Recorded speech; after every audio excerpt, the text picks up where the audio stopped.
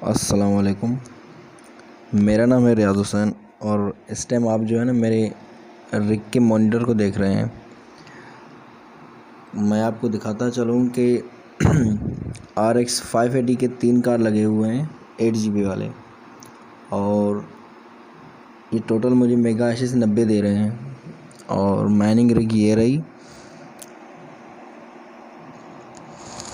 ये मैंने ज़करिया ZU से मंगवाया था। तो ये देखिए सारा कार्ड, ये इस टाइम 3 कार्ड चल रहे हैं, माइन कर रहे हैं इथेरियम को। तो अगर किसी भी भाई को इंटरेस्ट है माइनिंग करने में तो वो ज़करिया भाई से रब्ता कर सकते हैं, उनका यूट्यूब पे चैनल है। तो अगर ज़रा सा भी आपको इंटरेस्ट है तो देर ना करें, आप जो है ना माइनिंग स्टार्ट कर लें। शुक्रिया।